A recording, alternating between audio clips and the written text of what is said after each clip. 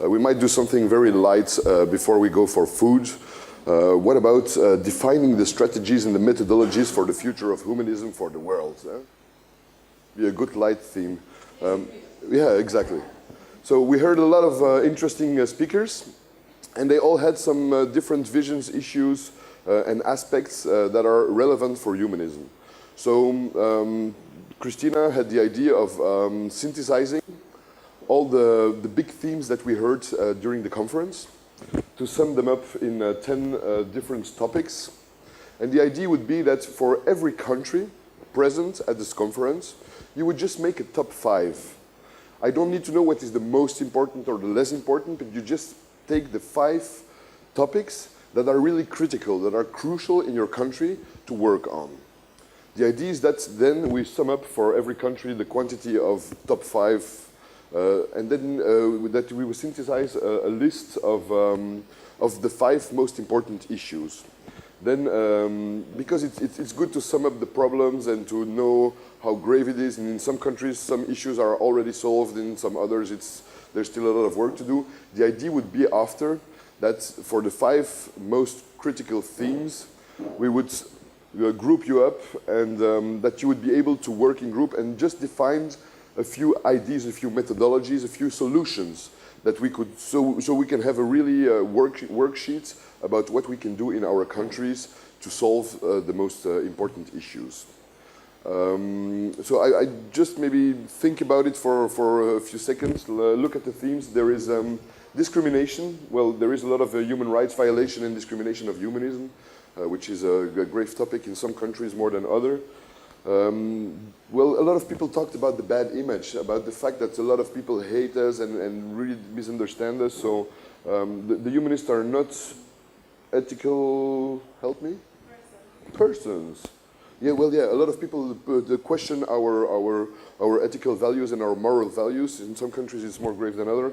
We have the religious indoctrination, which is grave in a lot of the speakers refer to it. The collaboration between state and church, or the separation between church and state, which in some countries is completely solved, in others is really a hot issue. Aggression towards humanists. We had heard a few examples of people who got beat up because they were stating humanist statements, and so in Macedonia it was, I think. So yeah, in some countries it's a worse issue than others. We have reproductive freedom, so abortion, the right to decide in your own body for a woman when you can have a child or not, which in some countries is completely illegal, and others is already legalized since many years. The LGBTQ rights, you all know what LGBTQ is. No, so lesbian, gay, bisexual, trans, and kinky. No, Q rights. Yeah. Then the scientific integrity. Yeah, in some places the scientific integrity is questioned. Can you say something more about that? Because it's her workshop basically, so I'm just her assistant right now. Then we have an, what is this? Anapathic? Anapathic. I don't know that word. Apathetic. We have a apathetic, yeah. A pathetic civil society who doesn't give a shit about... Oh, no, apathic.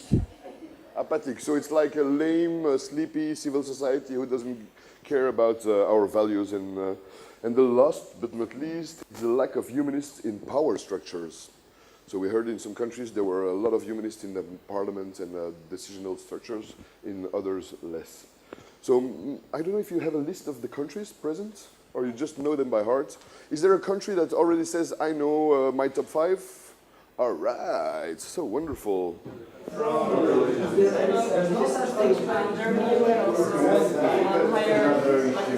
from the Association for Marriages and also when someone died, so that's very important because people we often do not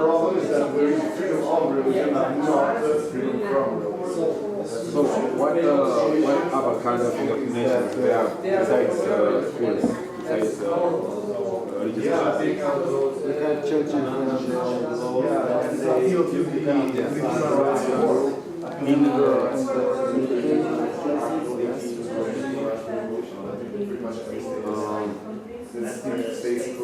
I guess that's what I was going to say about the media. Belief system, philosophy, or I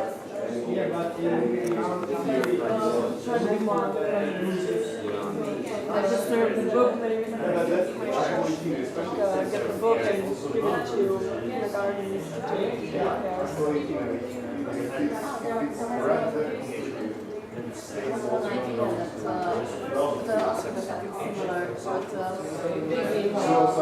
What about people online? Some people are giving away books or books because you can do that. So you can go to the army, for example, and give to their library or go to libraries in all countries.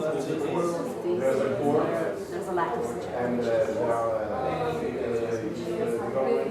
That's a good idea, but I don't know how many people read from libraries anymore. Is at the same time the judge and the jury for themselves. Because I'm trying to attack the government, but the only place I can go to is the government, and every response, for example, this law is unconstitutional.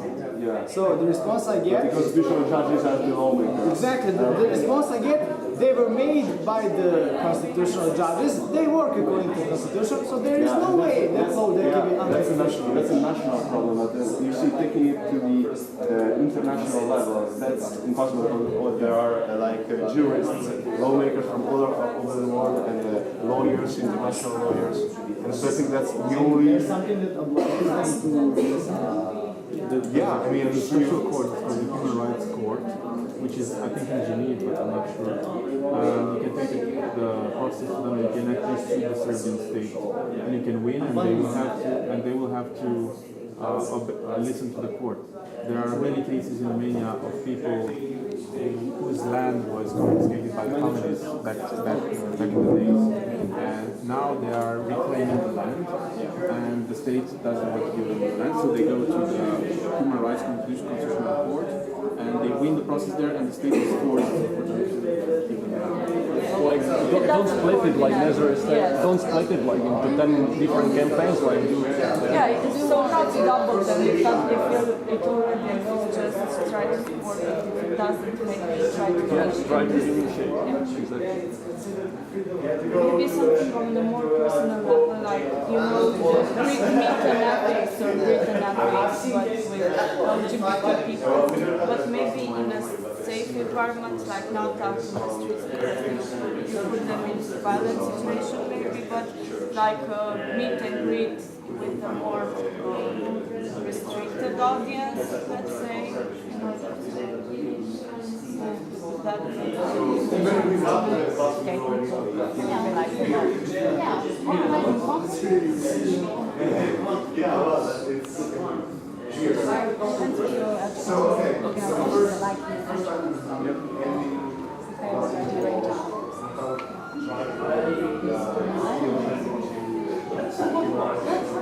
In Malta, your property can be expropriated by the state to build a church.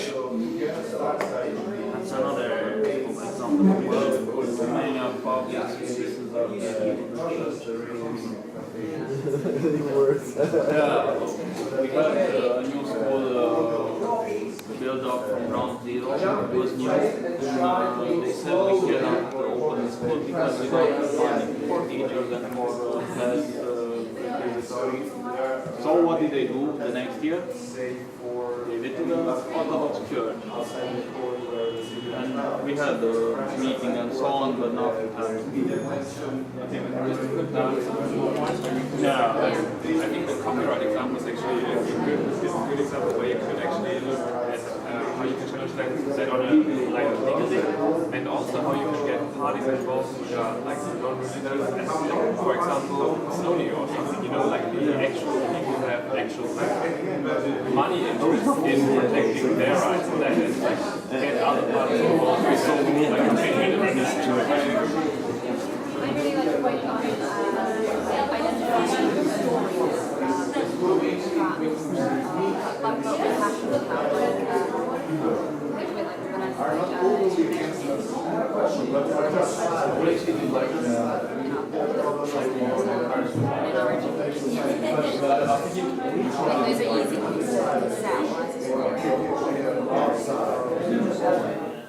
Pass a law, an EU level law, that forbids the teaching of religion in schools.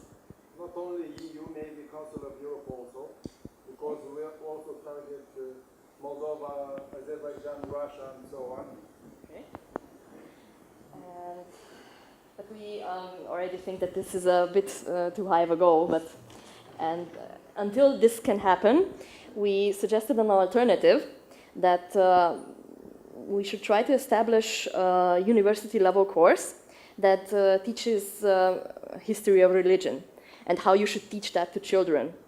So this would be independent of the churches. This would be a completely humanistic study, and only the people who were accredited through this course should be able to teach religion in schools. Okay. And we thought of a potential problem, even if these laws would be currently applied. There's the problem that private schools, sometimes they don't apply the law in the same manner because they have this freedom to do as they like. So there would need to be someone who keeps them in check, so who checks up if they don't indoctrinate, even if it's against the law. Okay.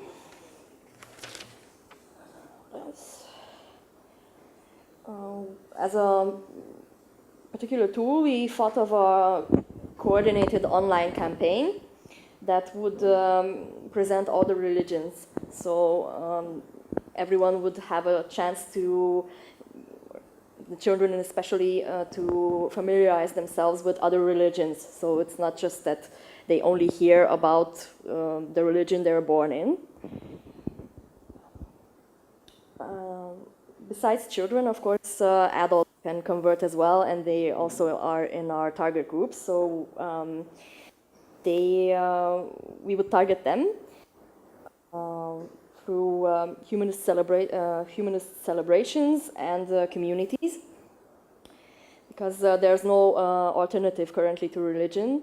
Only in a very few places there are humanist celebrations, for example, and this would be a good thing if this would spread, so everyone would have the opportunity to have such an alternative. And also in, for example, hospitals or prison, there are religious chaplains, for example. And I know of in Britain, maybe, that there is a humanist chaplaincy, and this should be also spread. Yeah. Oh, that's good. In Belgium too, so that's good. That should be spread across Europe, because that's a great idea. And humanist chaplains.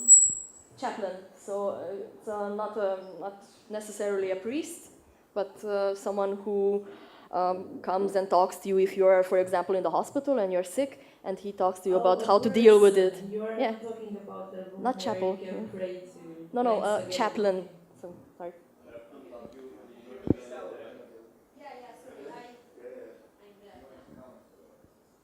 Yeah, humanist counselor, yeah.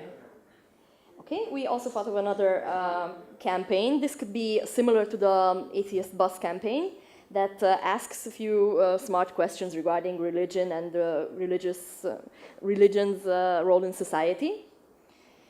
And the last thing, a very political idea, that in order to get these laws passed in any level of Parliament or the EU or the Council of Europe, we should try to lobby the politicians during 2 elections. So they have their whole term, they have the time to change their mind if they don't necessarily agree with us. So maybe this way we have a better chance to have a bigger impact. Great idea. Thanks. Thank you, team number 2. Is number 1 ready?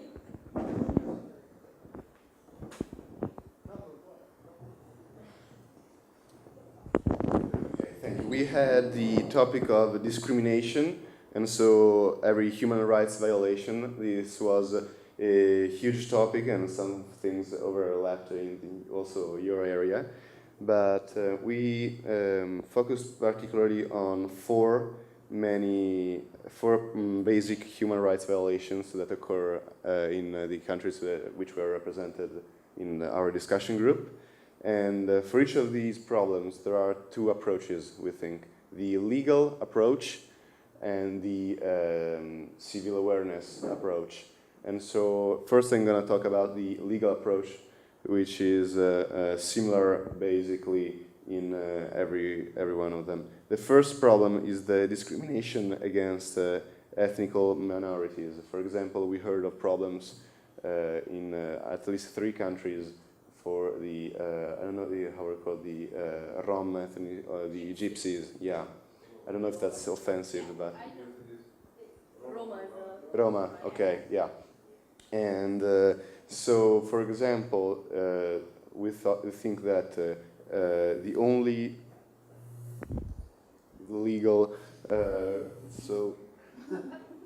solution would be to have mixed classes in schools with people from different ethnicities, so that children are used to grow up in a multicultural society, and therefore they'll know people from other ethnicities, and so that once it shows by data, by polls, that if you know someone from a specific minority, you're less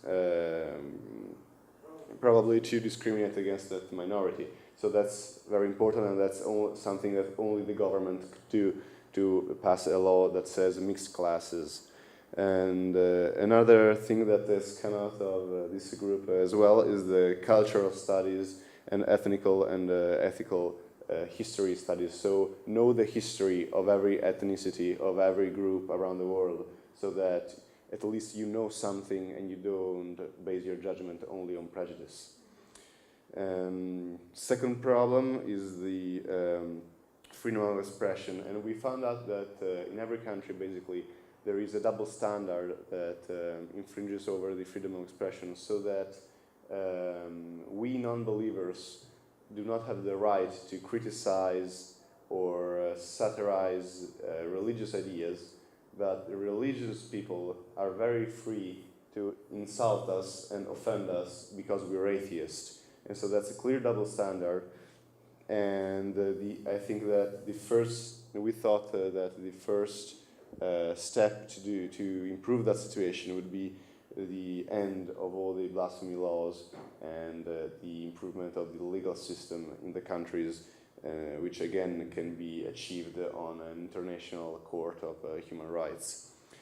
Then we have the problem that it is in many countries recognized the freedom of religion, but not the freedom from religion. This is a topic that has been discussed in many other lectures.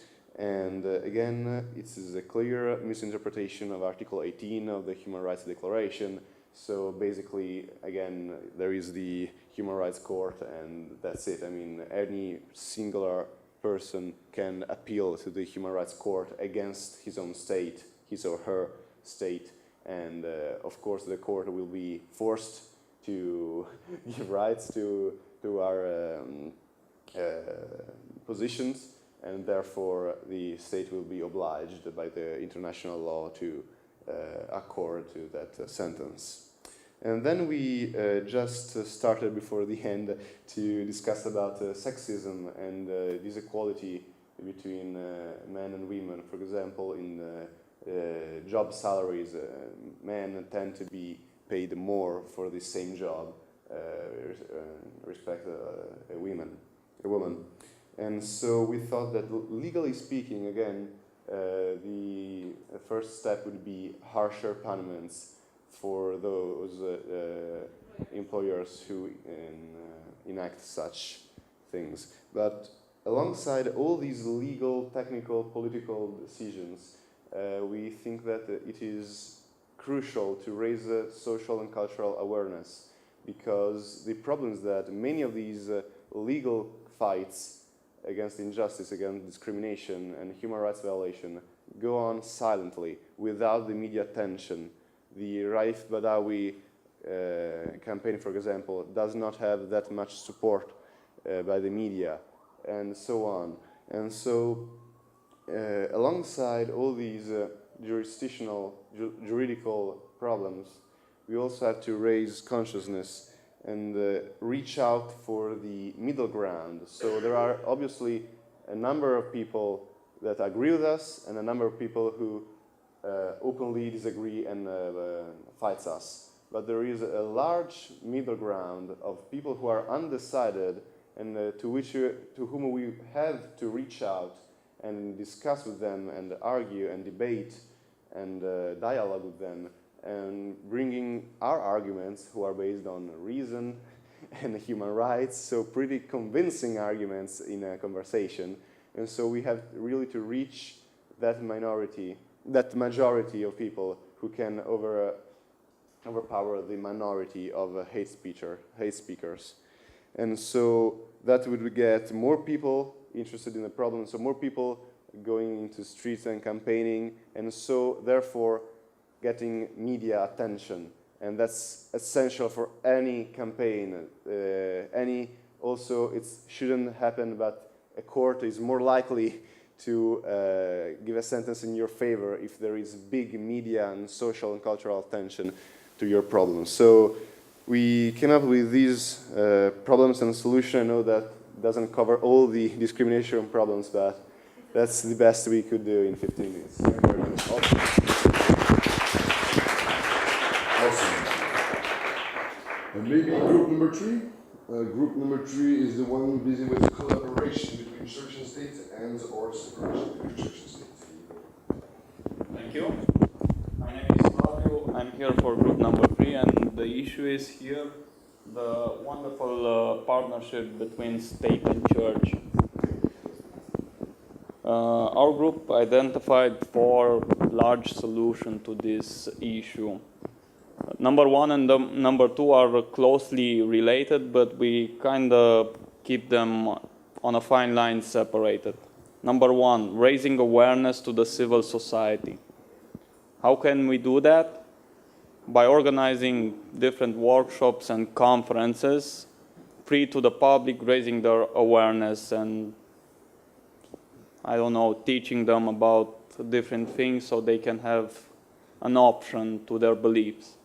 Number 2, public campaigns. Also, we are raising awareness, but we are doing somewhat with another process, like billboards or social media. So we're not getting close in contact with the people, the public.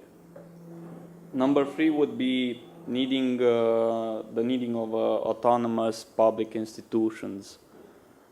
Why?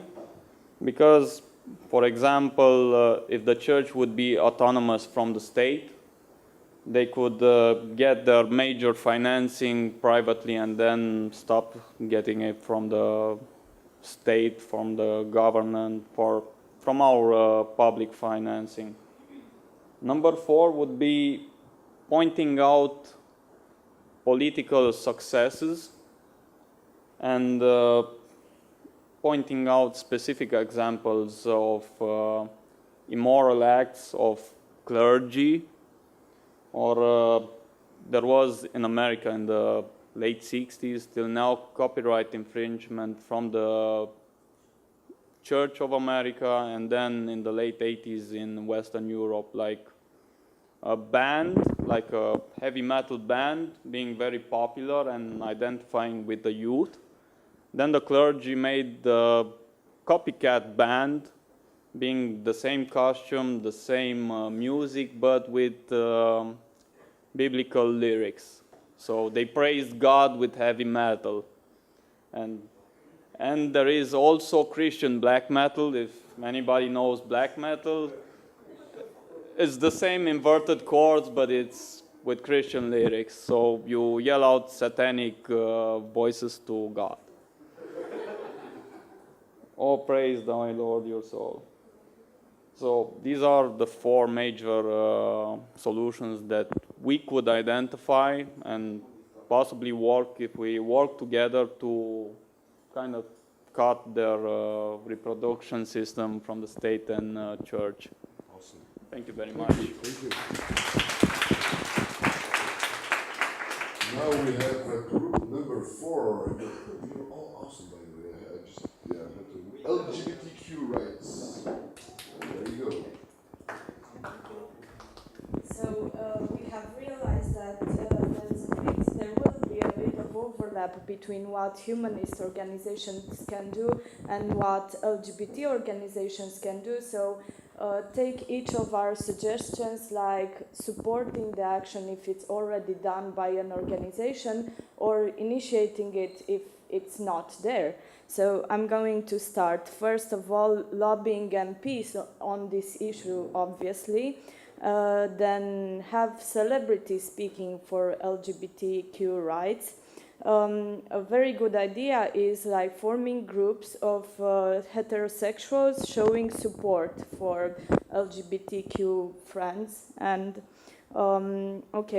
and obviously us as humanists and humanist associations associate and support LGBT NGOs in our countries if they exist. Okay, educate people on the science behind gay and transsexual people and so on and so forth, like make it obvious for everybody that it's not a choice, it's not a lifestyle that you choose, it's something that, yeah, it's not a disease, it's not a choice, it's just how you are born, and there's the science behind it, okay, and people don't know this, so they should, okay. Then contact universities in our country to declare themselves LGBT friendly, because if they would do that, they wouldn't be able to overtly support all kind of conferences that just spread hate around. Campaigns to change forms, like if in a public forum by a state institution, you have to declare your gender, and you usually have only male and female, and have like other, or I don't want to declare it, or another options that you can choose. This is very important for transsexual people, change the legislation in the countries in order to be able to change your gender and your name to the one you feel, not the one you were assigned. In many countries, I don't think the legislation is up to date, and it makes a lot of trouble for people in this category. Make events such as met an LGBTQ person, but somewhere in small, safe environments, like not in the streets because it may cause violence and stuff, but maybe in a more controlled environment. Then in countries in which their situation is very, very bad, maybe campaign in other countries for asylum for LGBTQ people in order to be able to leave that country and live in a safer place. Generally, in those countries in which it's very bad, just give them a voice, give them a safe community where they can be. And another idea, if there are bars and restaurants in the city that are supportive of LGBTQ people and couples, show them, like, go to them and show them an option to declare themselves as such, maybe with a sticker at the entrance or something that LGBTQ people would know that they are safe and welcomed in there. So these were our ideas. Thank you very much.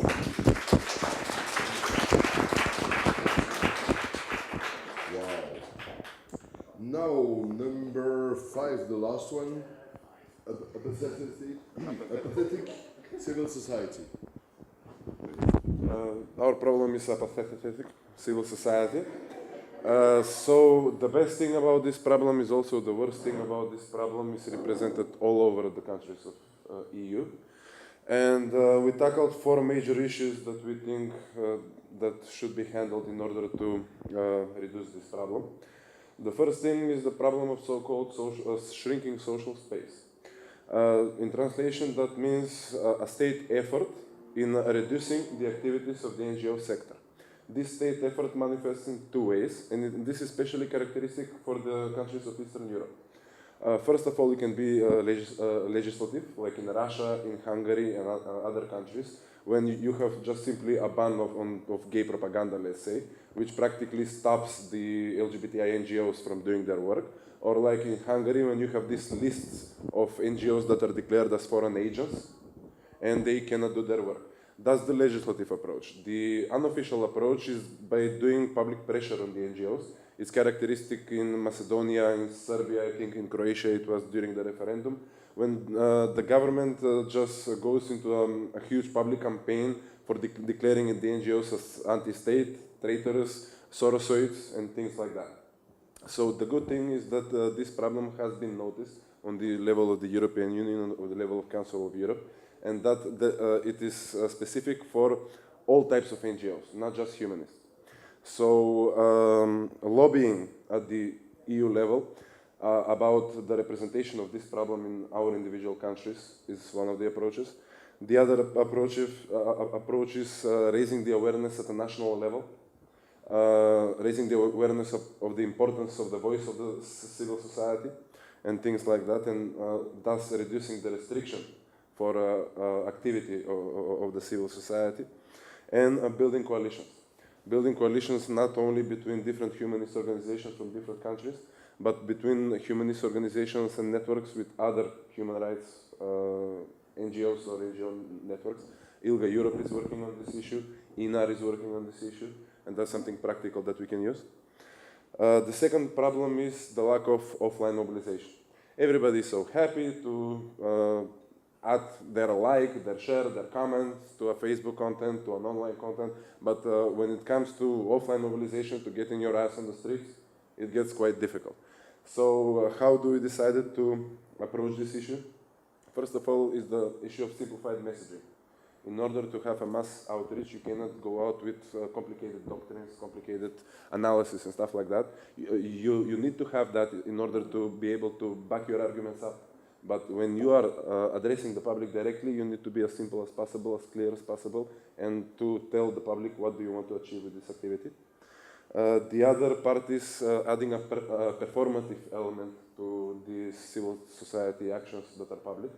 We have found that in Macedonia and in other countries as well, if you make things interesting and not only activistic, there is a higher probability of having more people to the streets.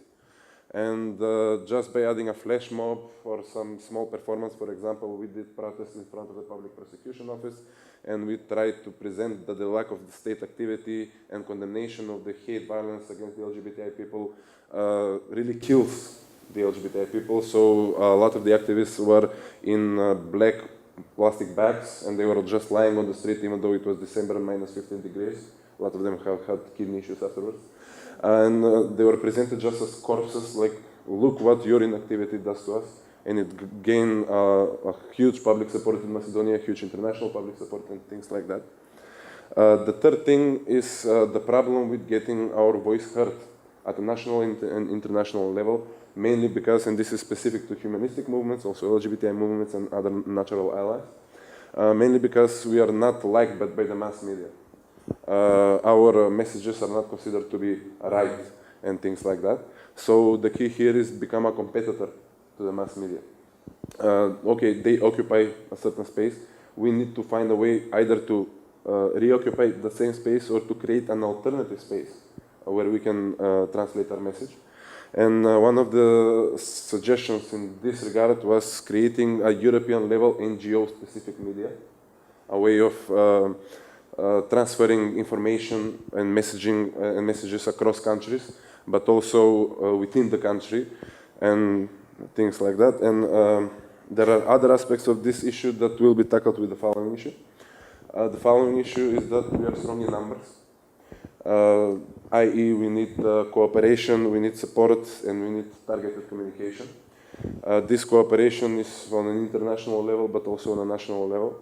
The success that we had in the lobbying against the Amendment 33 in Macedonia, we raised the visibility in other European countries about what's happening in Macedonia. But simply if we went out and we were like, LGBTI people are discriminated in Macedonia, it's so hard, it's so difficult, we wouldn't have gotten through.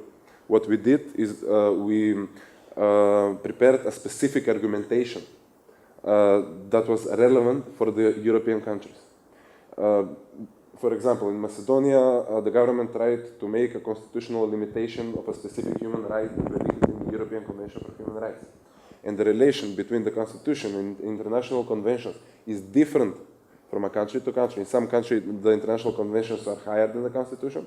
In other countries, they're at the same level. In third countries, they're lower than the national constitution. So it was a clear threat that if this thing passes in Macedonia, it will get a very easy module of other countries to do the same. Not only for LGBTI people, but for other issues. So we are like, look what's happening in Macedonia, it can happen in your country. It can happen for something else. Stop it before it spreads. And it kind of worked. The second thing is translation. And this is with become a competitor with mass media. So most of the media in my country, in all of your country, they have a specific number of articles that they have to publish that day. And reporters, just as everybody else, tend to be lazy.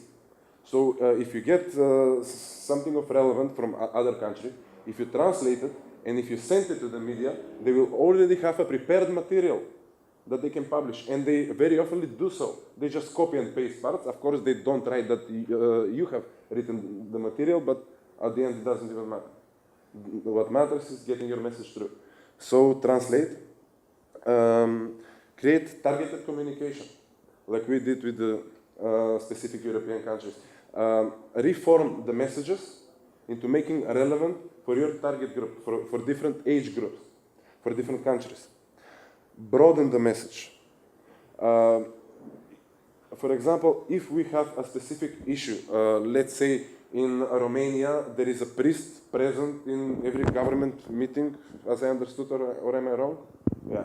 So if that's the issue, you need to make that message interesting for other countries.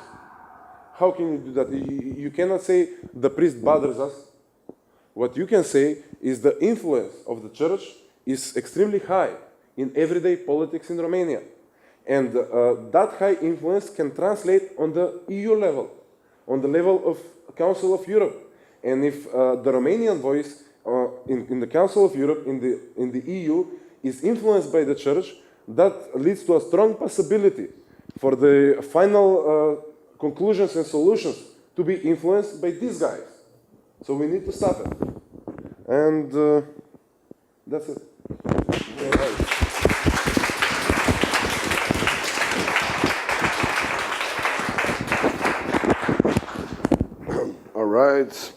All right.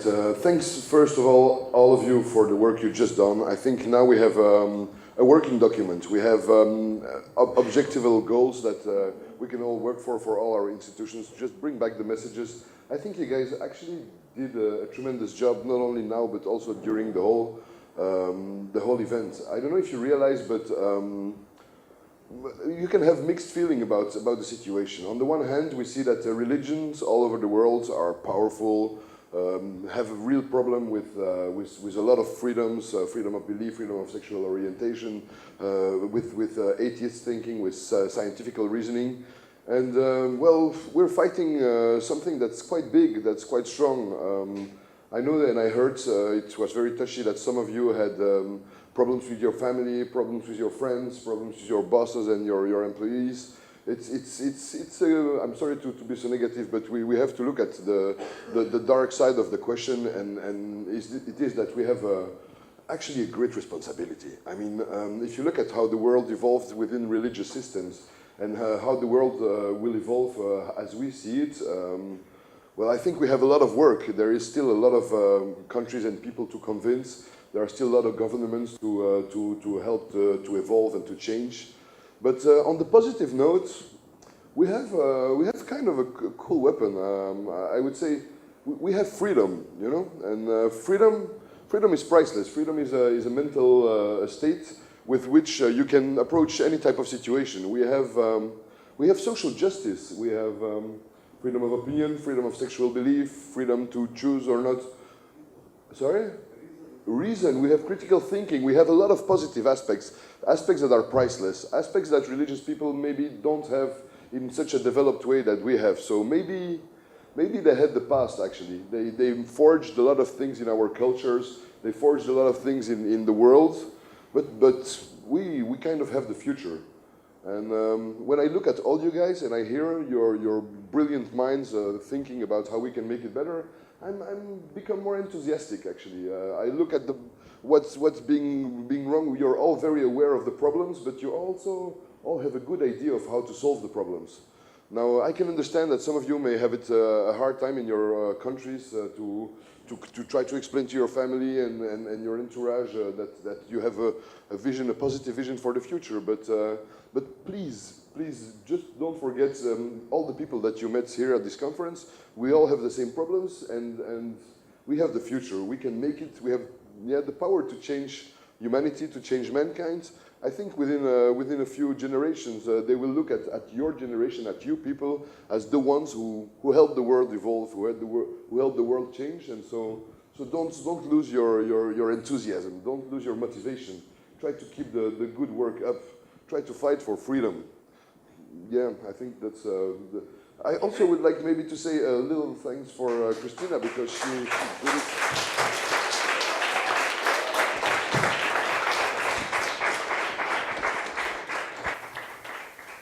So do we have a winner?